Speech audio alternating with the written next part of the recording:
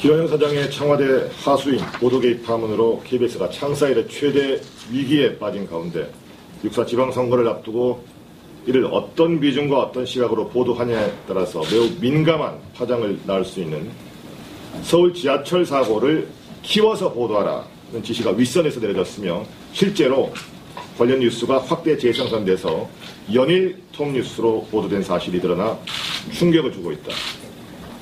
서울 지하철 사고가 일어난 지난 2일 KBS 9시 뉴스는 관련 리포트를 톱으로 연달아 7꼭지, 다음날 3일 역시 톱으로 연달아 6꼭지를 보도했고, 이로 인해서 세월호 관련 보도는 9시 20분대로 밀려났다.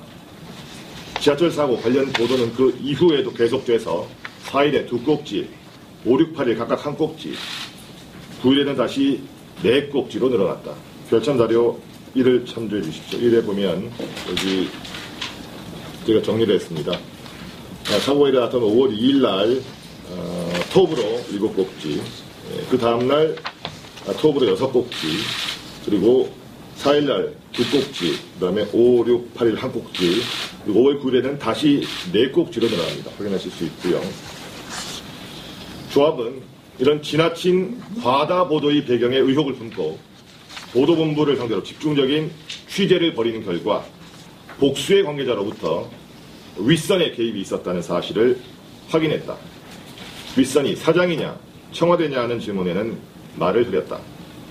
한 관계자는 5월 들어서 회사 고위층에서 안절부절 못하는 것 같았다.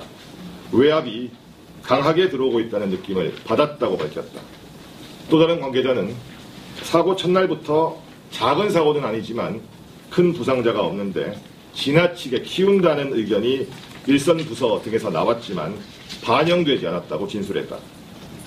한 관계자는 특히 사고 다음 날 3일 황금 연휴가 시작되는 날이어서 당초 뉴스가 휴일 스케치로 예정되어 있었다. 그런데 나중에 헬기가 못 뜬다는 등의 이유로 뉴스 편집이 새롭게 조정되더니 지하철 사고 관련 보도가 톱으로 올라왔다고 말했다. 이 관계자는 또 취재 부서에서도 당초에는 리포트 발제가 적었는데 나중에 대폭 늘었다고 밝혔다. 조합은 이를 확인하기 위해서 일선 부서들이 오전과 오후 편집회의에 제출하는 취재 계획서 등을 입수해서 분석한 결과 지난 3일 오전 편집회의 때만 해도 사건 사고를 담당하는 사회 2부에서는 3꼭지를 발제했고 서울시를 담당하는 사회 1부는 리포트를 발제하지 않은 것으로 드러났다. 그런데 오후 편집회의 등을 거치면서 사회 2부에는 3꼭지에서 2꼭지가 더해져서 모두 5꼭지, 없던 사회 1부에는 1꼭지가 신설돼서 모두 6꼭지가 새롭게 배당된 것으로 드러났다. 사고 당일날 6꼭지가 이렇게 보도가 되고 6꼭지면 시간적으로 아시겠지만 방송도 계시겠지만 10분이 넘습니다. 굉장한 분량을 보도했는데 그날 박원순 시장이 시민들에게 공식적으로 사과를 합니다.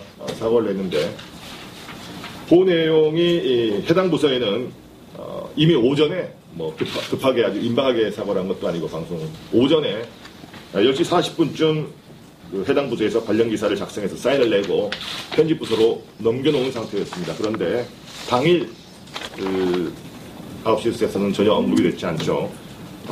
한 관계자는 당일 9시 뉴스 리포트를 제작하는 기자들에게도 6명이 지금 제작을 했지 않습니까? 사장의 공식 사과 내용을 어느 곳에 반영하라는 지시가 내려오지 않아서 상당히 의아했다 이렇게 진술을 했고요. 시장. 이와 관련해서는 우리 사측이 KBS가 내일 공식적으로 발표하는 모니터 보고서가 있습니다. 이 보고서에서도 기사 누락 사실을 따끔하게 지적을 했습니다. 여기 보시면 5월 3일 KBS 9시 뉴스 심의위원 이름은 제가 밝히지 않고요. 외부 모니터에 보면 한편 박원순 서울시장이 지하철 2호선 사고와 관련해 공식 사과한 것은 3사 모두 전하지 않았다 이렇게 지적을 하고 있습니다.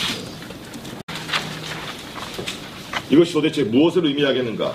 서울시장 판세를 보자. 각종 여론조사를 보면 세월호 참사 이전만 해도 박빙이던 서울시장 선거 판세는 5월 들어서 박원순 시장이 다소 우세한 구도로 진행돼 여권에 비상이 걸린 상태였다. 이런 민감한 시기에 터진 서울 지하철 사고는 새누리당에는 호재, 박원순 시장에게는 큰 악재가 됐음은 두말할 필요가 없다. 이런 측면에서 KBS 뉴스가 보인 행태는 지하철 사고 관련 보도를 어떻게든 여권에게 유리하도록 보도하려 한 의도를 드러내고 있다. 더구나 이런 일련의 과정이 보도본부 구성원들의 자율적인 결정 때문이 아니라 윗선의 개입에 의한 것으로 드러나고 있는 이상 이는 특정 정당과 후보에게 유리한 쪽으로 선거 결과에 영향을 줄 수 있는 사실상의 선거 개입 행위가 아닐 수 없다. 또한 방송법이 규정한 보도의 자율성과 정치적 중립성을 심대하게 훼손하는 작태이자 KBS 뉴스를 사랑하는 수많은 국민들에게 용서받지 못할 기망행위인 것이다. 사장이 청와대의 하수인임을 자임하고 보도국장이 청와대 면접을 보고 온 순간 KBS는 청와대의 부속기관으로 추락하고 말았다. 그리고 이제는 마지막 자존심이었던 KBS 뉴스마저 윗선의 개입에 의해서 여권의 승리를 위한 선거 홍보 도구로 전락하고 말았다. 교섭 대표노조인 KBS 노동조합은 공영방송 사수를 위한 비대위를 꾸리고 총파업을 결의하였다. 회사와 KBS 뉴스를 농락한 청와대 대변인 기완영이 쫓겨날 시간도 머지않았다.